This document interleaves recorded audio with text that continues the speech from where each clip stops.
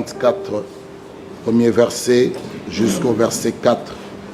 Nous saluons la présence de chaque frère et de chaque sœur au nom du Seigneur Jésus-Christ.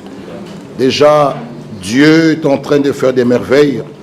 Notre sœur Anna qui était venue me voir au bureau le vendredi, même elle a pu remercier son Dieu. Elle a réussi, elle passe en 5e. Nous remercions notre Dieu pour ses merveilles, pour ce qu'il fait pour nous, pour ses enfants. Et nous croyons que tous les autres qui attendent les résultats, et tout cela sera bon. Parce qu'avec l'Éternel, nous ferons des exploits.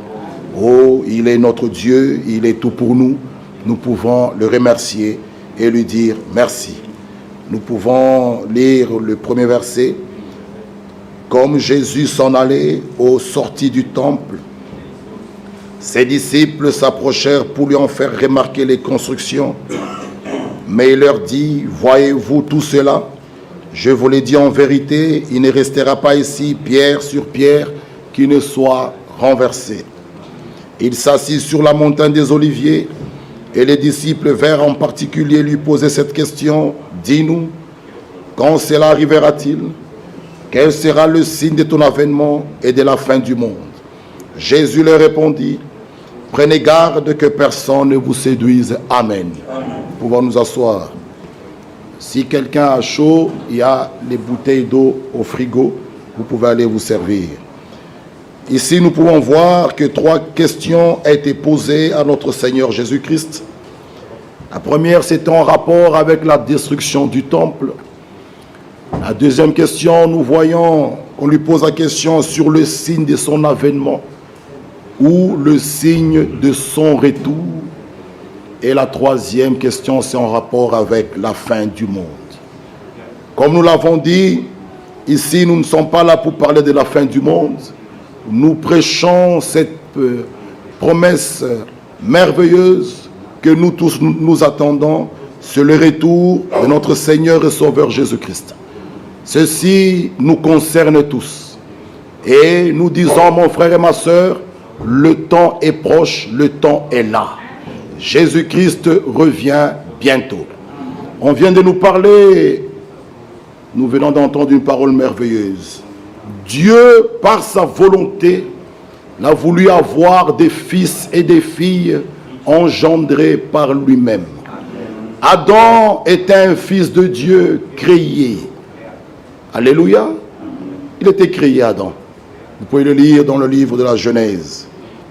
Mais Dieu, lui, voulait avoir des fils et des filles qui sortent de lui, afin d'avoir sa nature, sa substance. Bien-aimés frères, Adam était un fils de Dieu. Nous l'avons entendu, même les anges sont appelés fils de Dieu, mais créés. Mais Dieu, lui, voulait avoir des fils et des filles qui sortent de lui. L'homme engendre, la femme enfante. C'est 2 choses différentes. Je répète, l'homme engendre, la femme enfante. Et Dieu, qui est notre Père, a voulu avoir des fils et des filles engendrés par sa parole et par son esprit. Par ces 2 choses. Et celui qui est engendré de Dieu, automatiquement, il hérite la nature divine. Il n'y a pas question, bien-aimés frères, de vouloir qu'on puisse tourner autour du pot. Celui qui est né de Dieu, qui est engendré de Dieu, est participant à la nature divine. Il hérite la nature de Dieu. Ah! Celui qui est engendré de Dieu n'est pas un meurtrier. Celui qui est engendré de Dieu n'est pas un assassin. Celui qui est engendré de Dieu a la nature divine. Alléluia. 1 Jean 4 nous dit, vous, petits enfants, vous êtes de Dieu. L'apôtre Jean s'adresse aux véritables croyants. Nous parlons bien des véritables croyants, leur disant, vous êtes des dieux. Étant engendrés par sa parole et par son esprit, nous portons en nous les vertus de Jésus-Christ qui doivent être manifestées par nous. Lisons cela dans 1 Pierre. Nous parlons beaucoup du message, mais le comportement, les fruits que nous montrons, montrent autre chose. 1 Pierre 2. 1 Pierre chapitre 1, le verset 9. Non, 1 Pierre chapitre 2, verset 9. Vous, ceci nous concerne. Ceci vous concerne. Ceci nous concerne. Vous, au contraire, vous êtes une race élue. Amen. Amen. Qui le croit? Amen. Vous savez, les choses qui sont écrites, nous devons nous approprier. Il faut l'accepter. Tout c'est par la foi. Amen. La guérison, c'est par la foi. Amen. La justification, nous l'avons par la foi. Amen. Tout c'est par la foi. Vous, au contraire, vous êtes la race élue, un sacerdoce royal, une nation sainte, un peuple acquis, virgule, afin que vous annonciez les vertus de celui qui vous a appelé des ténèbres à son admirable lumière. Oui, ces vertus, nous devons les avoir en nous. Vous voyez, par la nouvelle naissance, nous héritons le caractère divin. Par notre naissance, nous avons hérité la vaine manière de vivre. Oh, il y a ceux, ils étaient nés dans leur famille, ils voyaient son père qui tapait sa mère, et il y a ceux qui l'ont hérité. Et le jour qu'il s'est marié, lui aussi continue à taper sa femme, à la battre, à taper sa femme. Ça, ce sont des vaines manières que beaucoup ont héritées. Il voyait cela, sa mère qui courait, le papa derrière avec un bâton, il courait, il sortait dehors, les voisins venaient les séparer. Et il y a de ceux, même dans ce message, qui ont la Bible, qui ont les brochures, mais qui continuent à faire des choses comme ça, en train de courir derrière sa femme, les enfants qui courent, papa arrête, arrête, avec un bâton de balai, hein, tout ça, il court, la maman court, elle tombe, ça lui dit rien, il a piétiné, il commence à taper. C'est une vaine manière de vivre. Ceux qui sont de Dieu, un véritable fils de Dieu, écoutez ceci, ne peut pas taper sa femme. Amen. Ça c'est la parole. Je dis bien un véritable fils de Dieu ne peut pas frapper sa femme. Non, c'est une partie de lui-même. Pourquoi ces choses? Nous devons manifester le caractère divin. Nous devons manifester cela. Déjà, la femme est une sexe plus faible. Si tu es fort, va sur le ring. Il y a des hommes comme toi. Tu t'adresses, tu affrontes quelqu'un dont la Bible parle, sexe plus faible, pas fait, plus faible. Oh, c'est une honte. Quand nous pouvons voir des choses comme ça dans la parole, c'est une honte. Revenez à la parole. Un véritable fils de Dieu ne fait pas ça. Il conseille sa femme, il apprend, il lui parle. Oui, en tant que son chef, nous devons marcher dans les voies de Dieu. Vous voyez, il est important que chacun fasse de véritables expériences sur la nouvelle naissance, véritable expérience sur le pardon, véritable expérience sur la justification, véritable expérience sur la sanctification, sans laquelle personne ne verra le Seigneur. Que Dieu puisse nous aider. Oh, nous avons entendu une parole merveilleuse ce matin. Bien-aimés frères, le temps est là. Jésus est à la porte. Voilà pourquoi dans ces quelques minutes qui nous restent, nous relisons Matthieu 24. là où on nous montre, on a posé la question à notre Seigneur Jésus-Christ. Dis-nous quand cela arrivera-t-il? Quel sera le signe de ton avènement et de la fin du monde? Jésus parle, il répond, il nous met en garde en disant, prenez garde que personne ne vous séduise.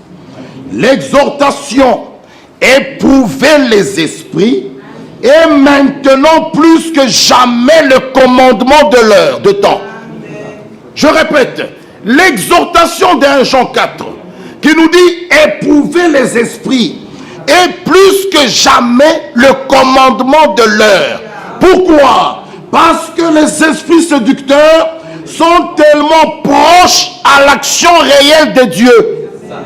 Vous trouvez dans les églises des personnes qui ont l'apparence de la piété. Ça, c'est un piège, mais qui réunit ceux qui ont fait la force.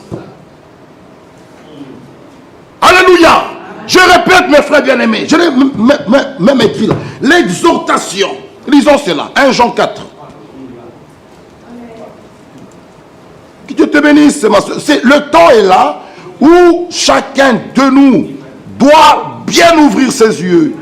Ce n'est pas ceux qui disent Seigneur, Seigneur qui entreront. C'est ceux qui font la volonté de Dieu. Alléluia. Et la volonté de Dieu dans chaque âge nous est révélée. Dans le nôtre, cette volonté nous est révélée. Lisons 1 Jean 4. Lisez avec moi. Bien-aimés, n'ajoutez pas foi à tout esprit. C'est pas parce que quelqu'un s'appelle frère ou sœur. N'ajoutez pas foi à tout esprit, mais éprouvez les esprits. Un véritable envoyé de Dieu, un véritable ministère envoyé de Dieu dans ce temps doit être relié à Matthieu 24, 45 à 47. Ça c'est la vérité de l'heure, où tu trouves la nourriture. Le temps de la... Je répète, les esprits séducteurs sont tellement proches de l'action réelle de Dieu. On avait dit à Jésus, tu as planté le blé. Qui est venu mettre de l'ivraie? Laisse-nous arracher l'ivraie. Il dit non, non, non, non, non. Tellement que les deux se rapprochent. Les deux sont seulement si proches. Attendez à la moisson. Frère, la différence, que vous le vouliez ou pas, avant le retour de Jésus, sera nette. Vous verrez de nouveau de la différence entre ceux qui servent Dieu et ceux qui ne le servent pas. Vous verrez la différence entre les faux prophètes et les vrais prophètes. Oui, la différence sera nette. Aujourd'hui, l'Écriture peut nous dire, n'ajoutez pas foi à tout esprit, mais éprouvez les esprits pour savoir s'ils sont de Dieu, car plusieurs faux prophètes sont venus dans le monde. L'exhortation, éprouvez les esprits, est maintenant plus que jamais le commandement de l'heure. Parce que les esprits séducteurs sont tellement proches de l'action réelle de Dieu. Si c'est le même esprit de Dieu que celui qui agissait au commencement et qui est en nous et parmi nous, nous devons avoir les mêmes effets, la même foi, les mêmes dons, les ministères. Si c'est le même esprit de Dieu qui agissait au commencement, frère, il est grand temps que nous nous réveillons. Ce n'est pas parce que quelqu'un prend une brochure, il peut nous la lire. Non, oui, c'est bien. Mais éprouvez les esprits. Celui qui a un véritable ministère, envoyé de Dieu, comment va-t-il nier Matthieu 24, 45 à 47? Expliquez-moi un peu ça. Comment ça? Matthieu 24, 45 à 47, il est établi sur les domestiques de sa maison. Qui sont ces domestiques? C'est nous. Il nous donne, nous on prend, on donne aussi. Le temps est là où la vérité doit être proclamée. Ceux qui sont de Dieu sortiront de tous les coins et Dieu les mettra ensemble. Ce n'est pas l'action d'un homme, c'est l'action de l'Esprit de Dieu qui fera ça. Dieu lui-même s'en occupera. Alléluia. Nous avons lu 1 Jean 2, juste à côté, le verset 18. Petits enfants, c'est la dernière heure. Et comme vous avez appris qu'un antéchrist vient, il y a maintenant plusieurs antéchrists. Par là, nous connaissons, c'est la dernière heure. Je vais un peu vous lire ici. J'ai beaucoup de choses à vous lire. Je ne serai pas long. Mais il y a des choses que j'aimerais vous lire. Les témoignages des hommes de Dieu. L'antéchrist, c'est celui qui est contre. Mais maintenant, nous allons voir avec vous quelques comparaisons et quelques indices de l'antéchrist. Parce que nous devons le connaître. Et tu regardes, non, non, celui-ci c'est l'antéchrist. Pour que nous ne tombions pas dans la séduction. Regardez. Christ est venu, lui, au nom de son Père. Jean 5, 43. Lisons cela. Nous parlons d'abord de la séduction. Il faut que vous soyez avertis. Parce que mon peuple meurt par manque de connaissance. Alléluia. Lisons Jean 5, 43. Jean 5, 43. Écoutez ce que Jésus dit. Je suis venu au nom de mon Père. Et vous ne m'avez pas, et vous ne me recevez pas. Si un autre vient en son propre nom, vous le recevez. Christ est venu au nom de son Père. L'imitateur, lui, vient en son propre nom. Vous voyez, premier indice. Tout celui qui est envoyé de Dieu, il dira les paroles de Dieu. Il n'a pas sa propre sémence. Il n'a pas sa propre parole. Non. Deuxième indice. Christ s'est pleinement abaissé jusqu'à la mort. Mais le fils de perdition s'élève au-dessus de toute chose. Vous voyez.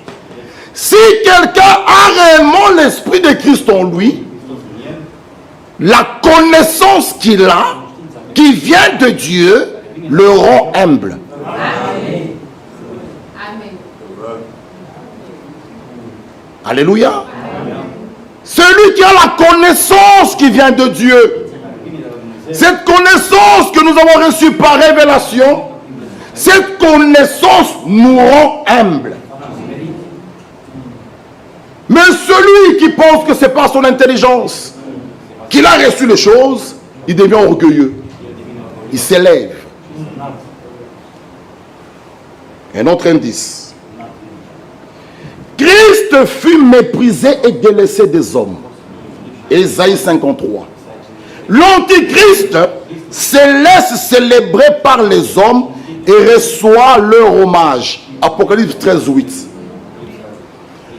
Quand bien même un frère prêche bien, il prie pour vous et que vous êtes guéris, l'honneur et la gloire, c'est à Dieu. Amen. Un prédicateur qui accepte des honneurs et des hommages, il ne comprend rien, il ne vient pas de Dieu. C'est pourquoi, quand souvent nous allons à Krefeld et que frère Franck appelle les gens devant pour qu'ils viennent saluer et dire un mot, quand les gens commencent à vouloir un peu parler de lui, élever, il dit non, non, non, non, non, my brother, non, non, non, non, c'est Jesus, c'est le Seigneur, non, non, pas moi, non, pas moi. Allez, nous chantons. Non, pas à nous. Seigneur, pas à nous, mais à ton nom, à ton nom, donner gloire. Alléluia. Si vous lisez le serpent écrasé, frère Branham, il y a des gens qui ont commencé à l'élever, à les prendre pour Christ, pour Jésus-Christ. Il dit, si vous continuez comme cela, j'arrêterai de prêcher. Je ne suis pas le Messie, je ne suis pas Christ. Je suis qu'un simple serviteur. Vous voyez, là où on commence à élever l'homme, lui-même, l'homme là, doit refuser ça. Mais s'il laisse, il dit, mes frères, ce n'est pas moi, vous voyez. Non. L'honneur et la gloire. Jean 16 dit, lorsque le Saint-Esprit viendra, il me glorifiera. Vous voyez, celui qui a l'Esprit de Dieu, toute la gloire rentre à Jésus-Christ. Comme ça, vous pouvez voir. Lisons encore un autre indice. Christ est le véritable prophète. Deutéronome 18, Apocalypse 3. L'Antichrist est le faux prophète. Apocalypse 16, 20 et 20, verset 10. Christ rend témoignage à la vérité. C'est Jean 18, 37. Le sacrilège jette la vérité à terre. Daniel 8, 12. Christ est venu pour faire la volonté de Dieu. Hébreux 10, 7 à 10. L'Antichrist, lui, impose sa volonté. Un autre indice pour gagner le temps. Christ est le mystère de la piété. 1 Timothée 3, 16. L'Antichrist est le mystère d'iniquité. Vous voyez. Donc, quand nous parlons de l'Antichrist, ici l'Écriture dit, plusieurs sont déjà là. Alléluia. Et si vous regardez ces choses, ce ne sont pas des gens, ce sont des gens qui interprètent la parole, qui combattent la vérité, qui ne parlent pas d'après ce que les Saintes Écritures nous disent. Éloignez-vous d'eux. Combien même leur langage semble être doux. Faites attention. Faites attention. Il portera des agneaux d'agneaux. Au-dedans, ce sont de loups ravisseurs. Une forme de piété. Une forme de connaissance des Écritures. Mais on détruit un frère avec les Écritures. Ça ne vient pas de Dieu, c'est le diable qui agit. Amen. Ceux qui sont de Dieu peuvent regarder et dire ça ne vient pas de Dieu. Éloignez-vous d'eux. Ne l'accueillez même pas dans vos maisons. Un tel frère, une telle sœur, il est faux avec des Écritures, mais détruisons un autre. Cela ne vient pas de Dieu. Que personne ne vous séduise. N'ayez pas peur. Oh, les brochures, oh, la Bible. Non. C'est à leurs fruits qu'on va les reconnaître. Qu'est-ce qu'ils produisent? Qu'est-ce qu'ils montrent? Même si un frère ou une sœur se levait aujourd'hui, dans son esprit, le feu tout sable, crier, parle en langue, cela ne peut plus nous séduire. Même si quelqu'un prêche ici, cela ne peut plus nous séduire. Parce qu'on peut prêcher avec onction, on peut danser sous l'onction, on peut parler en langue sous l'onction, mais le vrai scellement est dans l'âme. Et celui qui a reçu ce serment dans l'âme, nous verrons sa vie. La Bible, Satan là. Vous me direz comment? Il est allé devant Jésus avec l'écriture. Il est écrit. Qu'est-ce que tu vas nous dire? L'écriture. Mais Satan n'a pas la révélation. Que personne ne vous séduise. L'église du Dieu vivant est bâtie sur la révélation de qui il est. Et dans cette église, ce n'est pas l'homme qui domine, c'est le Saint-Esprit qui conduit. Vous voyez, que personne ne vous séduise. Avant l'enlèvement, tout doit être ramené à son état d'origine. Je dis bien avant l'enlèvement.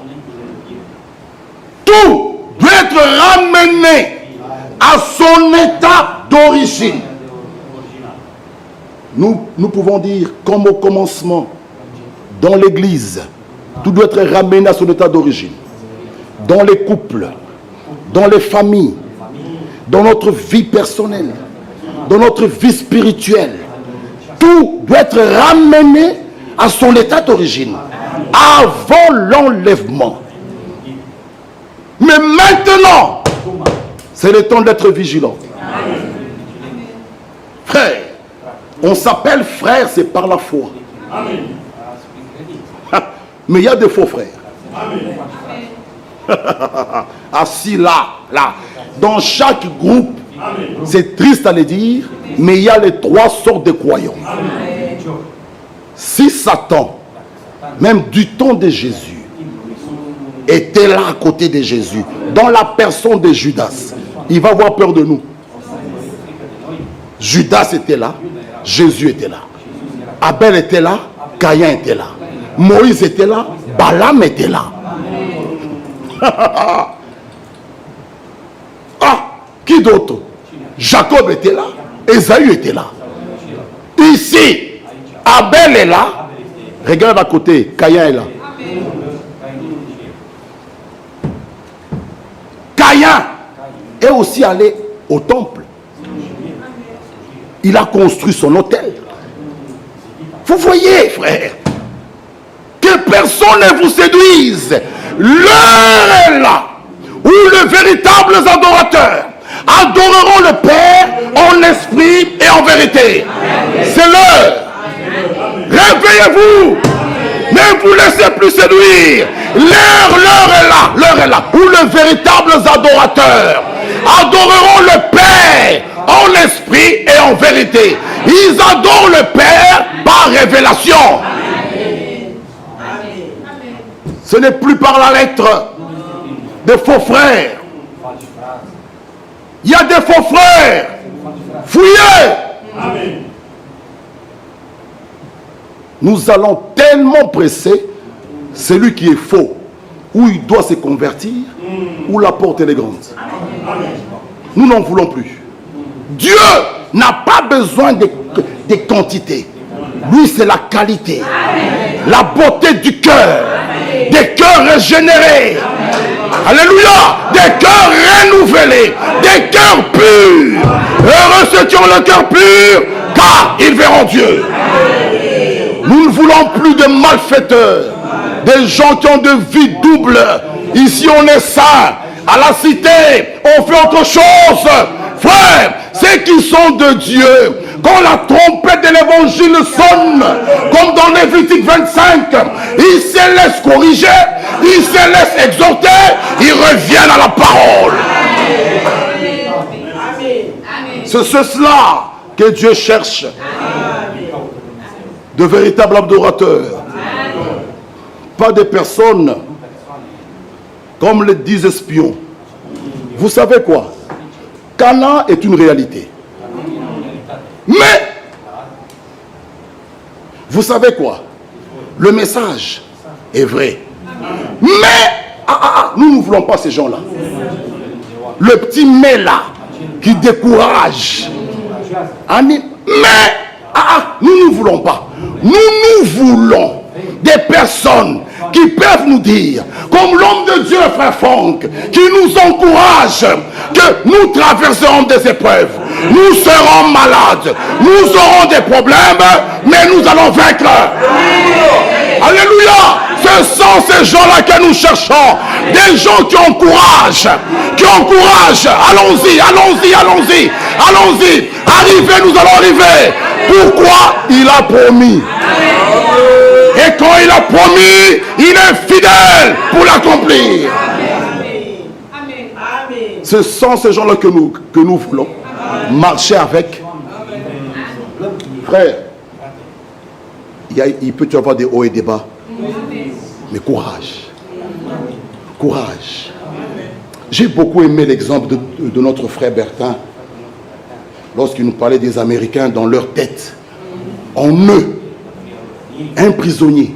Des otages. Et je me rappelle quand on était enfant, on allait voir ces films. Et on admirait. Rambo qui pouvait aller enlever sans otage. Tout seul. Il est en train de tuer tout le monde. L'hélicoptère arrive. Pour eux, aussi longtemps qu'il est vivant, même avec une jambe au moins, mais tant qu'il respire, il est américain, il doit retourner dans sa patrie. On ne dirait pas, mais non, lui, après tout, il a eu sa jambe à la guerre. Non, non. Il vit, il a envie. On va envoyer des commandos pour aller les prendre, les ramener. Ça, c'est sous la terre des hommes. Et qu'en est-il de nous qui sommes l'armée céleste? Lorsqu'Abraham a entendu que l'autre était captif, Abraham ne s'est pas réjoui. Non, il n'a pas dit que bien fait pour lui. Il avait pris sa position, bien fait. Maintenant, Dieu lui montre que c'est moi qui suis dans la vérité. Non, Abraham a pris 300 serviteurs. Il les a armés. Il a dit, allons-y. Mon frère Lot est emprisonné.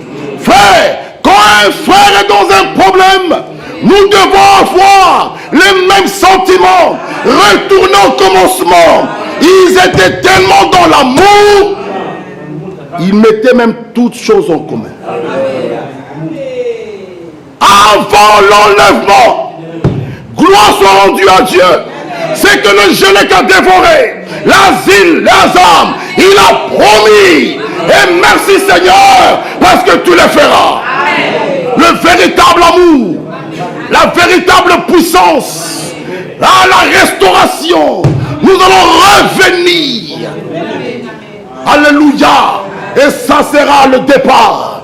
Mes bien-aimés frères, nous devons aimer la parole, aimer les exhortations. Oh, la fin de toutes choses est proche. Soyons donc sages et sobres pour vaquer à la prière. Maintenant, ce n'est plus le moment des critiques, les moments de discussion, les moments de conflits. C'est le moment et le temps de vaquer à la prière. Arrête de regarder ta soeur. Elle m'a fait ça, elle m'a pas salué, elle m'a regardé comme ça. Et toi, va la saluer. Chacun a sa part. Frère bien-aimé, oh il m'a pas salué, il m'a pas. Toi qui es-tu pour que toi qu'on vienne te saluer? Toi et eux, vous êtes tous poussière de la terre. Toi aussi fais ta part, va la saluer. Si elle refuse devant Dieu, tu as fait ta part. Amen. Et moi je le ferai. C'est lui qui ne voudra pas me saluer. Oh, moi devant Dieu, j'ai fait ma part. Amen. Si l'autre refuse, l'autre répondra devant Dieu. Les véritables enfants de Dieu, régénérés, cherchent en tout temps, en toute chose, quelle est la volonté de Dieu dans cette affaire. Non. Trop c'est trop. Personne ne dépasse l'autre ici. Nous sommes tous les mêmes, créés par Dieu. Dieu nous a tous aimés, il nous a engendrés. Nous aussi, nous devons nous aimer les uns les autres. Revenir sur le droit chemin. Personne n'est au-dessus de notre ici. Même moi qui vous parle. Personne. C'est le Saint-Esprit qui nous chapeaute tous. C'est le Saint-Esprit qui nous conduit tous. Frère. Non. Qu'est-ce qu'il y a? Oh, il ne m'a pas salué. Toi qui? Je te pose la question, frère. Toi, qu'on vient te saluer, qui es-tu? L'autre est poussière, toi tu es en diamant.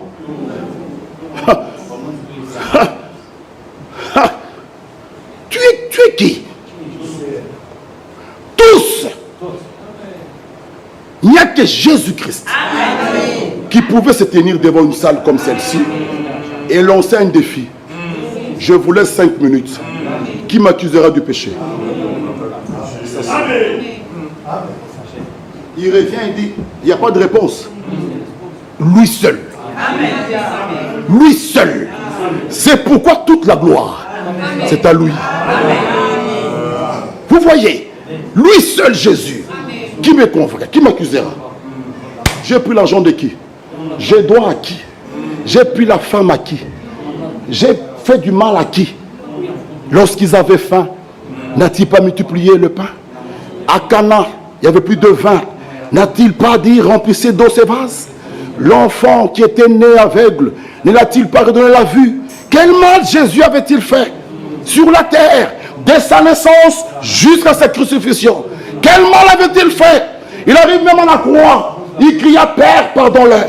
Ils ne savent pas ce qu'ils font.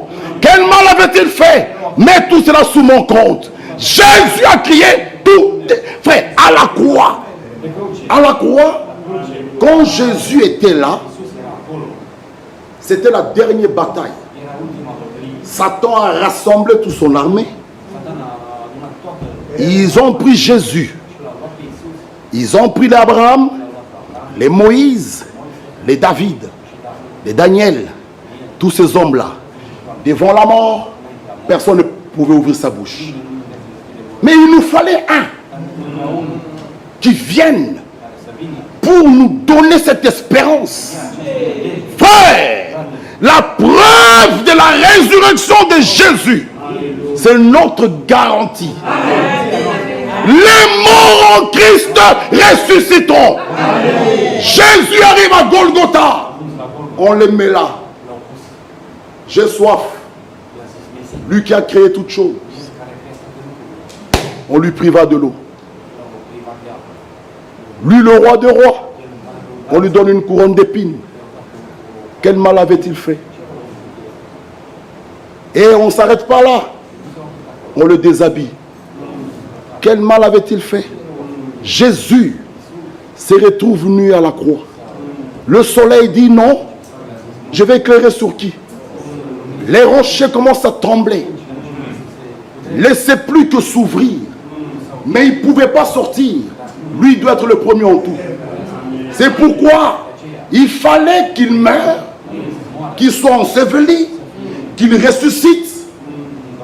Tout alors était accompli. La victoire sous la mort, la victoire sous l'enfer, la garantie même de notre résurrection. Frère, c'est pourquoi nous l'aimons. C'est pourquoi nous chantons pour lui. C'est pourquoi nous dansons pour lui. C'est pourquoi nous crions Alléluia. Si ce n'était pas toi, si ce n'était pas toi, où serais-je moi? Alléluia. Autrefois, nous étions comme eux. Mais maintenant, alléluia. Frère, que Dieu nous aide. Malgré le temps, les moments dans lesquels nous passons, tout ce que nous voyons dehors, si vous sortez dans la rue, vous verrez tous ces gens mal habillés. Nous savons même plus distinguer qui est homme, qui est femme. Des hommes avec des petits pantalons qui leur serrent et qui deviennent comme des, ils marchent comme des femmes, des efféminés. Un homme est fait pour avoir une voix qui porte. Une voix qui porte. Mais on trouve des hommes tous. J'avais un mécanicien. Hein? Un jour j'arrive chez lui. L'homme il était comme ça, très fort. Un jour j'arrive. L'homme a fait des régimes. Il est devenu comme ça, avec un petit portefeuille rose. La voix change. Il s'appelait, je connaissais très bien son nom. Il me dit non, je m'appelle Catherine. Je dis toi, tu toucheras même pas ma voiture ici. Arrête. Il est là. Et ce qui est grave, avec une petite jupe, il vient. Où sommes-nous? Où vous voyez les hommes aussi qui sont là. Je vois d'autres. Ils marchent comme ça. Des dandinés. Un homme n'est pas fait pour. Un homme marche comme un homme. Il marche, même s'il marche brutalement, c'est un homme. C'est à la femme qui est donné de marcher comme il faut Parce que c'est ça sa nature. Et c'est normal, mes sœurs. Mais l'homme n'est pas fait pour. Mais c'est dans ce temps, cette génération dans laquelle toi et moi nous sommes. Mais, gloire soit rendue à Dieu. C'est dans cette même génération où il a un peuple. Et nous faisons partie. Oh, nous nous estimons heureux. Où sommes-nous? Nous ne savons plus distinguer la main gauche et la main droite.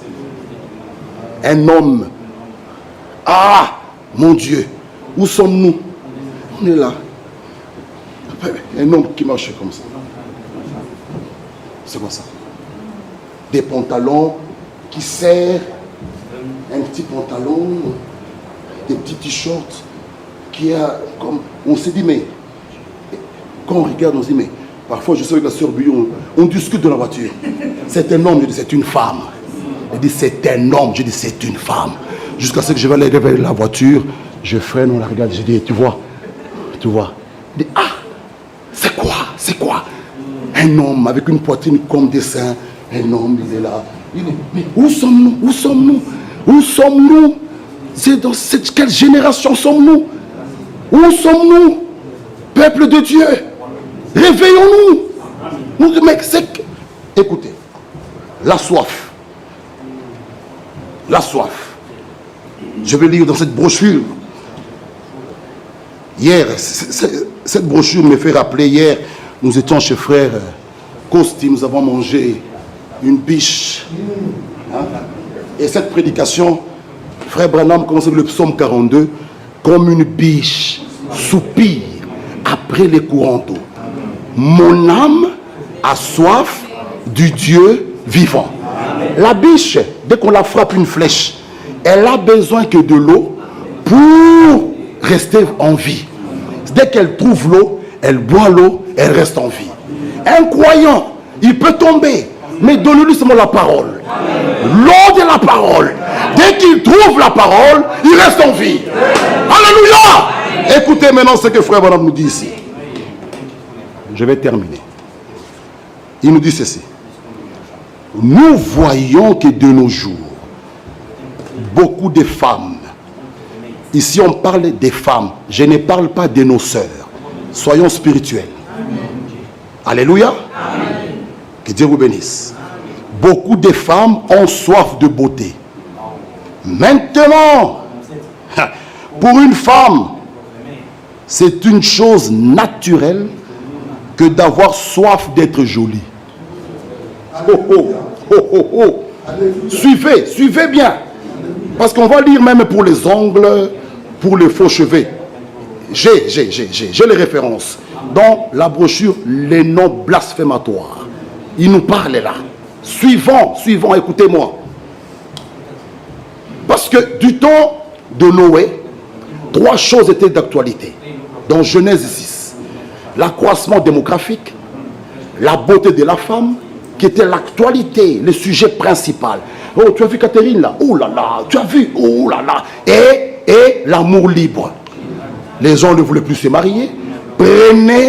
Prenez des femmes comme ça et être dans l'amour libre. Alléluia. Et dans ce temps-là, à cette époque-là, l'Écriture dit, les fils de Dieu virent que les filles des hommes étaient belles. Les fils de Dieu, des descendants de Seth, ont perdu leur position dans la parole devant la beauté qu'ils voyaient, ils sont tombés. Ah, les fils de Dieu, ce ne sont pas des anges. Beaucoup montrent que c'est des anges. Non.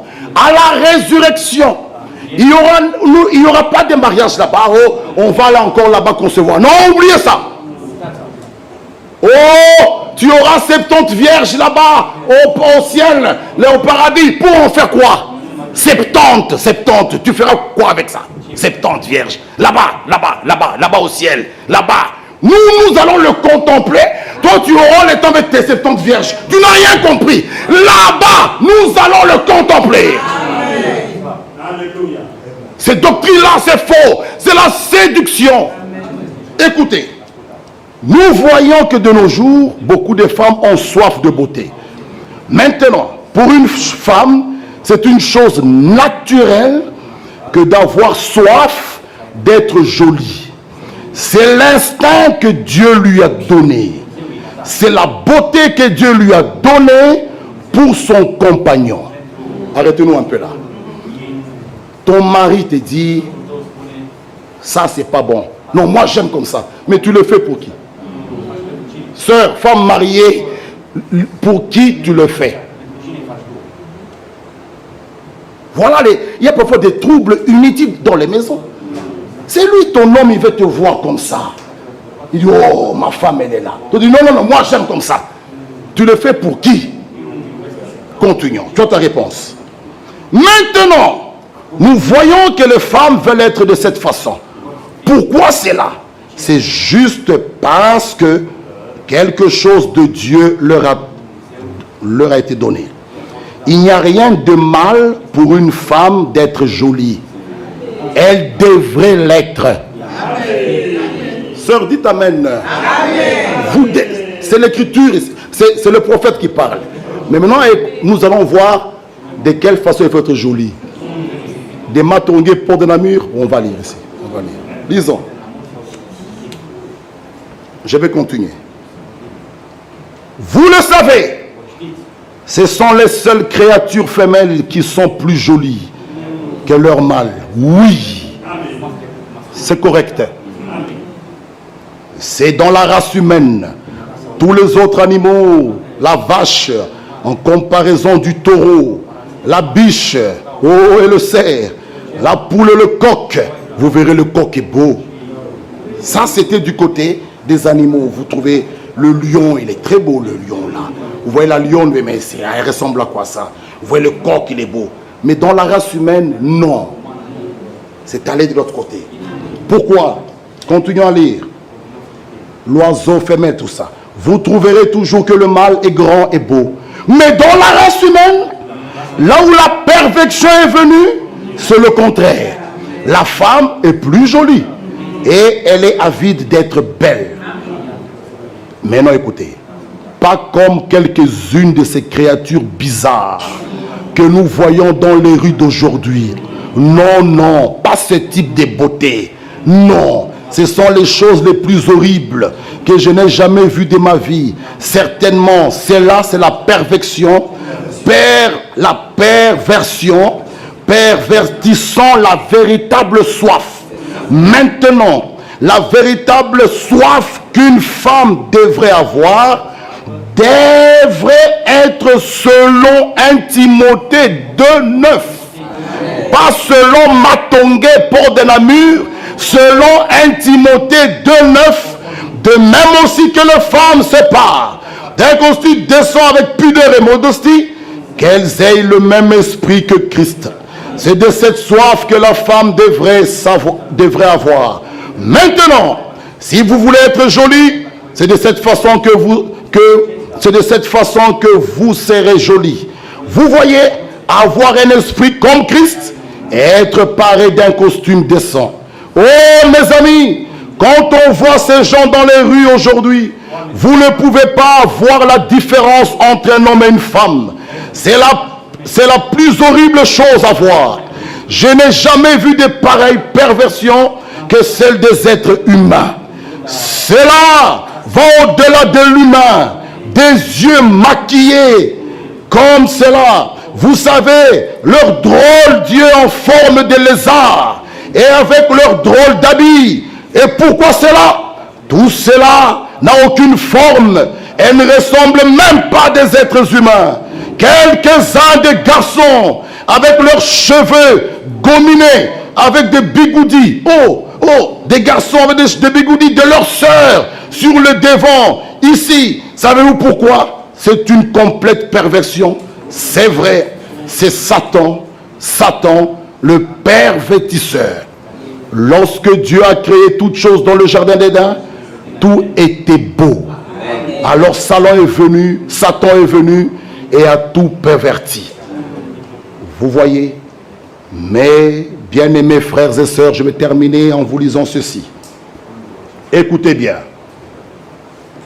Nous continuons plus tard. Et je vous lis une citation ici et nous terminons. Il est -5.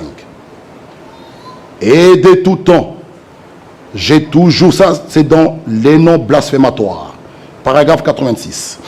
Et de tout temps, j'ai toujours été accusé d'être dur envers nos sœurs au sujet des cheveux coupés, du maquillage sur le visage et de toutes ces choses. J'ai toujours été accusé d'être dur. Mais voici ce qu'il en est. Quand elle est si artificielle à l'extérieur, ça montre qu'il y a beaucoup de choses artificielles à l'intérieur. Voyez là où ça devrait être rempli de Christ. En effet, l'extérieur exprime toujours ce qui est à l'intérieur. Toujours, toujours. Parce qu'il y a des langages qui disent, oh bon, même une longue jupe, ça fait quoi, frère? Ça montre la sainteté? Non, non, non. La petite jupe aussi ne montre pas la sainteté. L'extérieur montre ce qu'il y a à l'intérieur. Amen. Amen. Écoutez ce qu'il dit encore. C'est Christ qui devait être là, à l'intérieur. Elle devrait se soucier de Dieu, se soucier d'autre chose au lieu de se soucier de toutes ces pompes artificielles. Vous savez, ces paupières vertes-là, hein, cette apparence inhumaine et tous ces genres de choses, je n'approuve pas du tout cela. Et je n'y crois pas non plus que la Bible approuve cela. Alors, j'aime que nous soyons nous-mêmes. Remarquez maintenant. Remarquez bien, écoutez, si une sœur, écoutez maintenant, si une sœur n'a pas d'ongles, les ongles, et qu'elle veut en avoir, si elle n'a pas de dents, et qu'il lui en faut, si vous n'avez pas de bras, et qu'il vous en faut, si vous n'avez pas de cheveux, et qu'il vous en faut, si vous n'avez pas toutes ces choses, ça, c'est une autre affaire. Amen. Vous avez la réponse. Amen. Si vous n'avez pas des ongles, c'est une autre chose. Vous n'avez pas de dents. Vous allez chez les dentistes, il vous donnera c'est quoi ça? Prothèses. C'est correct. Vous n'avez pas de bras. Vous allez à l'hôpital, on va vous mettre un bras artificiel. Il n'y a pas de problème. Vous n'avez pas de cheveux. Il n'y a pas de problème. Vous pouvez prendre une perruque, vous mettez. Il n'y a pas de cheveux. Mais tu as des beaux cheveux qui tombent bien. Pourquoi tu les caches? Tu préfères des cheveux artificiels. Pourquoi?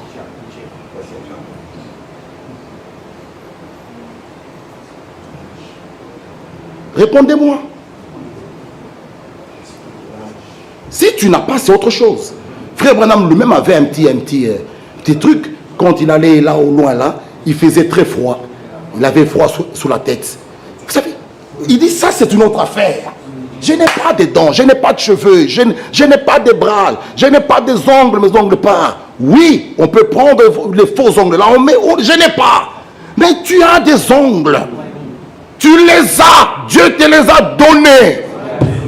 Tu as des cheveux très beaux. Il y a des sœurs ici, quand j'arrive même chez eux. Non, ma soeur, tu as des cheveux comme ça. Mais pourquoi on ne le voit jamais?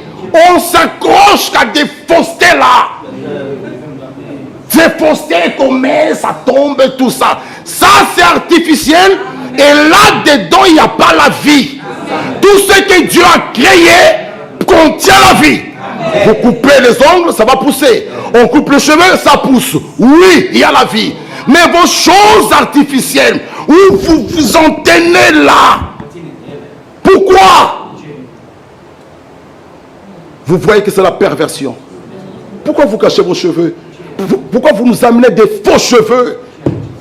Ce qui est grave, qui remplit le dos, qui tombe là. C'est faux, c'est faux. C'est faux, Nibia Bongo, c'est faux.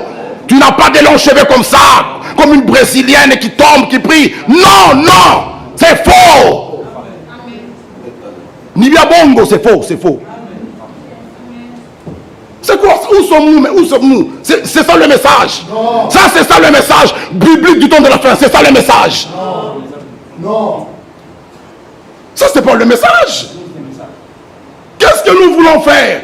Ramener la modernisation dans l'église? Non, non. Nous crierons contre ces choses. Non. Faites-les, oui. Mais restez sobre. Moi, je l'ai toujours dit. Je l'ai toujours dit. Mettez vos mèches, peut-être le matin, c'est compliqué avec le cheveu africain de peigner, on perd le temps. Oui, faites tes mèches, ok. Mais restez sobre. Restez sobre. Hein, un peu caché.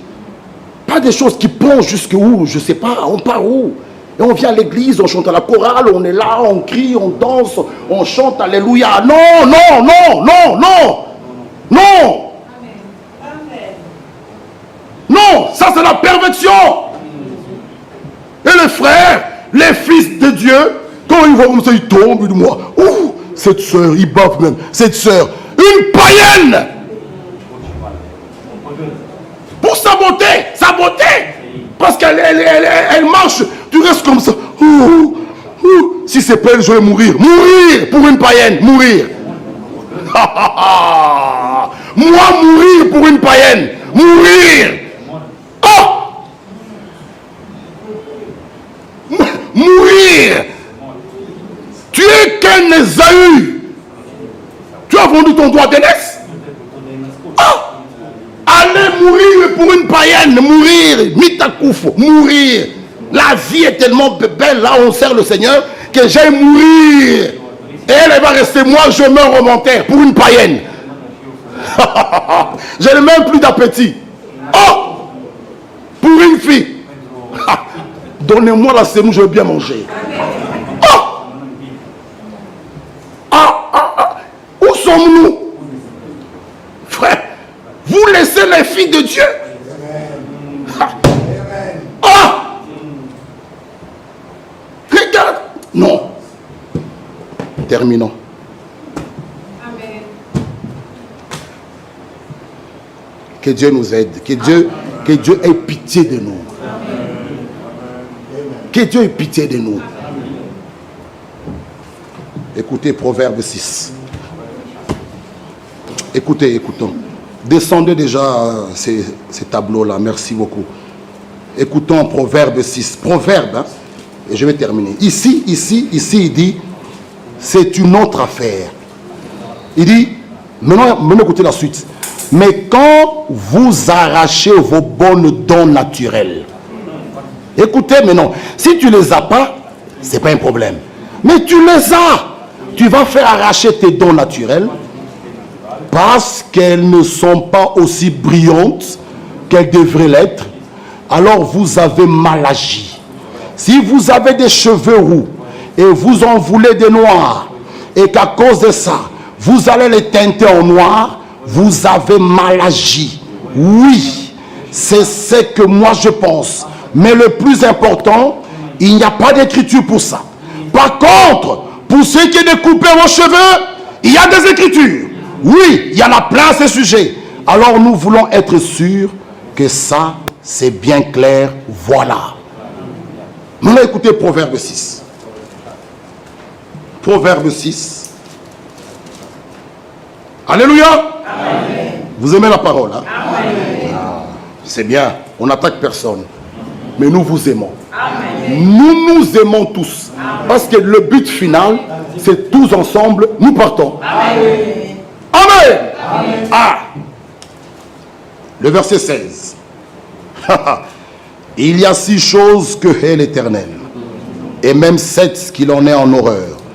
Citons-les. Les yeux hautains, la langue menteuse, les mains qui répandent le sang innocent, le cœur qui médite des projets uniques, les pieds qui se hâtent de courir au mal. Ah, tu prends ton train, tu payes pour aller juste répandre le mal. Tu payes même ton ticket. Ah, mon Dieu. Je pars à la station, je regarde, il n'y a plus de carburant, je prends ma carte, je fais le plein. Direction Charleroi. C'est pour aller parler du mal d'un frère. Et tu pries, Seigneur, garde-moi. En quoi? Ah! C'est pas possible. Tu pries même. Quelle audace! Seigneur, protège-moi. Épargne-moi des accidents. Ah!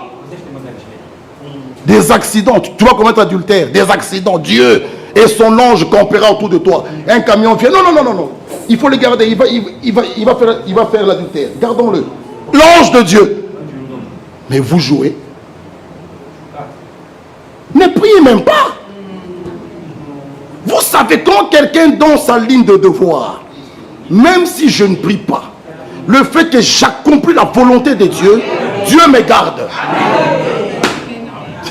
Frère, il y a des choses, parfois où les gens prient. Tu pries pourquoi? Seigneur, il faut arrêter la guerre à l'Est. Quelle guerre? C'est écrit. On va lire, frère Franck, là. On va lire. C'est écrit. Assemblée, mettez-vous debout. C'est quoi comme prière? Que Dieu arrête la guerre à l'Est. C'est écrit. Ce sont des choses prédites. Ça doit arriver. Ce sont les signes du temps de la fin. Toi, tu veux que ça s'arrête pour qu'on continue à vivre ici? Non, nous voulons partir. Amen. Alléluia. Amen. Écoutez. 18. Le cœur qui médite des projets uniques. Mon frère Gabriel, reviens, on va chanter. Ne fouillez pas la parole. Viens. Les pieds qui se hâtent de courir au mal. Le faux témoin qui dit des mensonges. Faux témoin. Est-ce que tu as vu? Il y a des gens qui meurent pour rien. C'est pas ton problème, mais toi tu portes le problème. Oh! C'est pas ton problème, mais toi tu le portes. Tu es même plus énervé que celui qu'on a volé le vélo. Hein? Vous savez, excusez-moi, je termine. En Afrique, il y avait un adage qu'on disait, quand tu arrives à un deuil, regarde celui qui est endeuillé, comment est-ce qu'il pleure. Bon, toi tu arrives au deuil, tu trouves le responsable du deuil, comme notre sœur Elisabeth qui est là, qui est assise calmement, dans l'espérance, dans la foi. Mais toi tu arrives, tu te jettes par terre. On va se poser la question, mais la sœur qui est morte, elle est la sœur d'Elisabeth ou de sœur Patience? On va se poser, mais c'est quoi ici? On la jette, on la tient. Regarde la personne, suivez maintenant la route. Le problème n'est pas ton problème, mais toi tu le portes. Tu montres même la paix. Maman. On présente la semoule. J'ai pas d'appétit. Ce problème me dépasse. Mais le responsable, il mange. Il est là, il mange. Non. Ça, c'est du jamais vu. Le responsable mange avec appétit. Moi, je prends le problème de frère Job. 3 jours, j'ai pas d'appétit, frère. Depuis que j'ai entendu ce point. Oh! Les concernés sont calmes. Les concernés prient. Les concernés chantent. Oh, bien-aimé frère. Tu es un faux témoin. Ah. Oh, excusez-moi. Le faux témoin qui dit des mensonges. Et c'est lui qui excite des querelles entre frères. Ah.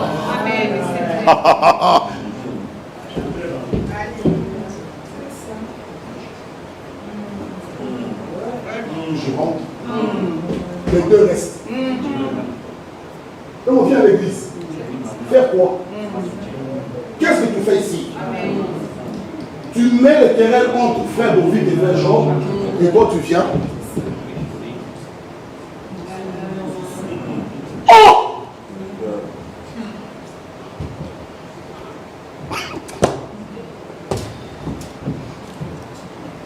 Mon fils, écoutez maintenant, Henri, écoutez.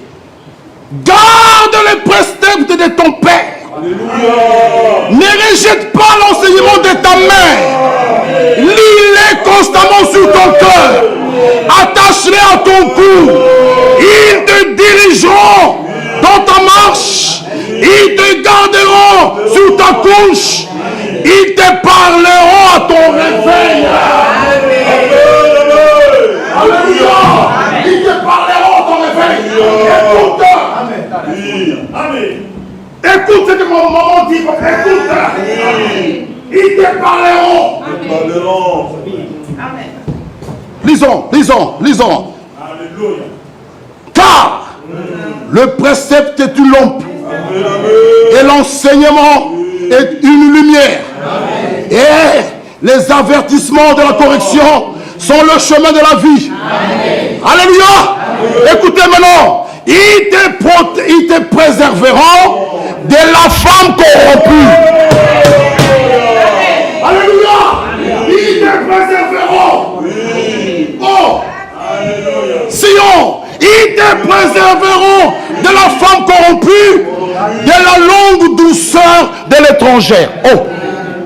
Elle parle tellement un français, le cœur dit oh, oh, oh, ah, ah. Laodicée, où sommes-nous? Où sommes-nous, Laodicée? Alléluia. Que Dieu nous bénisse. Ne la convoite pas dans ton cœur pour sa beauté. Ne la convoite pas, Sion, pour sa beauté.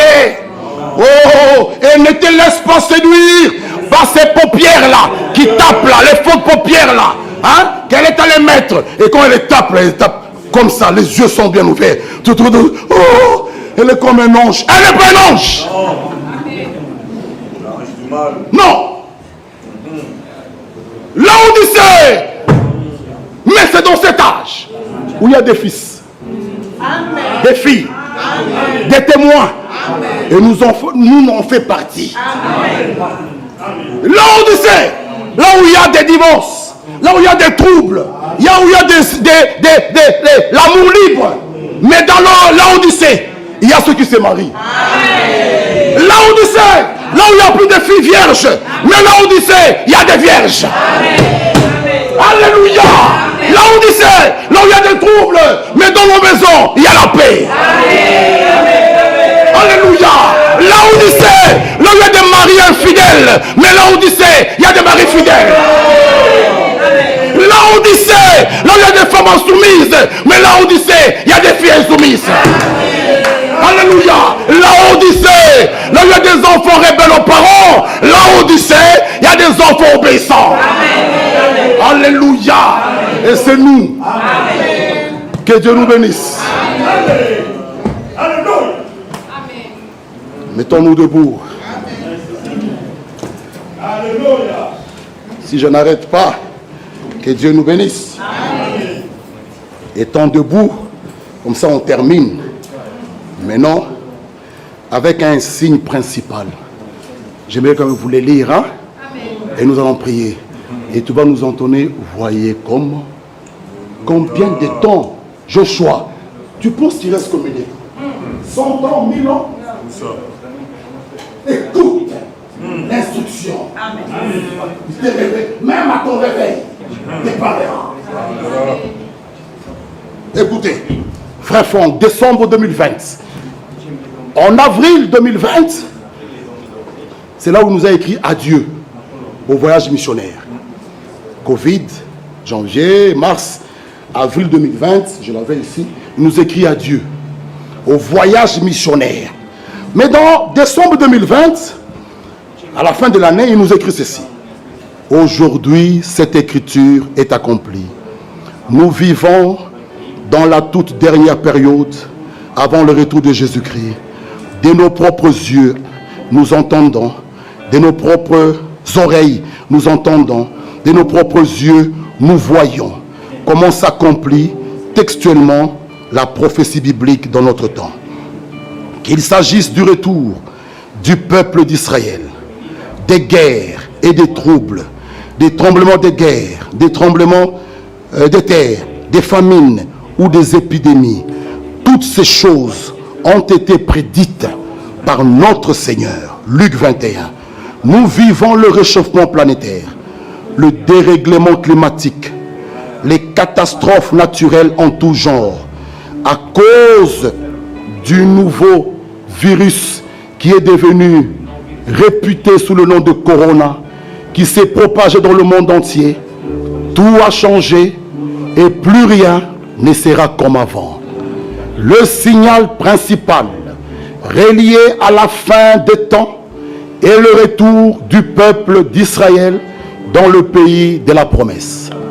Quand l'Éternel aura pitié de Jacob, il choisira encore Israël et il les rétablira dans leur pays. Ésaïe 14:1, cette parole s'est accomplie sous nos yeux. L'État d'Israël existe de nouveau depuis 1948. Récemment, le processus de paix au Proche-Orient est devenu un centre d'attention particulière. En septembre 2020, les Émirats arabes ont signé un traité de paix avec Israël, connu sous le nom les accords d'Abraham. Comme l'ont déjà fait auparavant l'Égypte en 79 et la Jordanie en 94. D'autres pays entre encore islamiques devraient bientôt s'ajouter. La réconciliation de l'Arabie Saoudite avec Israël devrait conduire à la percée finale pour la paix au Moyen-Orient, jusqu'à ce que finalement le traité dont parle Daniel 9 soit conclu. Après tous les traités partiels avec Israël, à la fin, par l'intermédiaire de la plus haute autorité qui accepte dans le monde entier, le traité dont parle Daniel sera conclu. Dès que cette paix, qui ne sera qu'une pseudo de paix, aboutira, l'on dira paix et sûreté, mais alors une ruine soudaine le surprendra, comme les douleurs de l'enfantement surprennent la femme enceinte, et ils ne vont pas échapper. Nous pouvons voir le processus de paix prendre forme dans l'actualité quotidienne. L'enlèvement et le traité de paix final se dérouleront environ en même temps. Le temps de la grâce pour les nations se termine avec l'enlèvement. Et les 7 dernières années avant le début du millénium commencent. Durant les 3 premières années et demie, les 2 prophètes apparaîtront selon Apocalypse 1, 11, et par leur ministère, le scellement de 144 000 d'entre les 12 tribus d'Israël aura lieu. Au milieu de cette dernière année d'alliance sera rompue, la grande tribulation commencera et Jérusalem sera encore une fois foulée aux pieds par les nations pendant 42 mois. La première résurrection de morts en Christ aura lieu lors du retour de Christ. Mes frères et sœurs, qu'est-ce que nous voulons vous dire? Si vous entendez tout ça, comme il nous dit, le signe principal relié à la fin des temps est le retour du peuple d'Israël. Cela était déjà promis selon Ézéchiel 11. Israël est comparé par rapport à un figuier selon Matthieu 24, 32 à 33. Et cela a été déjà dit dans Osée 9, 10. On montre Israël, on montre le figuier comme symbole du peuple d'Israël. Et nous pouvons voir aujourd'hui Israël de retour dans sa patrie. Alors, peuple de Dieu, relevons nos têtes, car son retour est proche. Et que Dieu nous aide. Si vous entendez ces choses, sachez que la rédemption de vos corps est pour très bientôt. Et Jésus-Christ revient bientôt. Aujourd'hui, l'homme de Dieu, frère Franck, était dans les airs. La Bible dit, selon Matthieu 24, c'est aussi un signe. Lorsque cet évangile va atteindre partout, alors viendra la fin. On peut voir frère Franck, selon Apocalypse 14, il a volé dans tout le pays. Chose, depuis la Pentecôte, ne s'est jamais passée. Dans notre temps, nous pouvons voir un homme circuler le monde entier avec l'évangile éternel, le propager partout. Aujourd'hui, l'homme de Dieu, frère Franck, il est assis, il a dit adieu au voyage missionnaire. Mais la parole continue à être distribuée. La parole continue à atteindre toute la terre. La Bible dit selon Matthieu 24, attention, quand vous verrez ça, alors viendra la fin. Aujourd'hui, nous sommes témoins dans notre génération. La parole a atteint le monde entier. Que Dieu nous bénisse. Relevons nos têtes et que Dieu puisse bénir chacun de nous.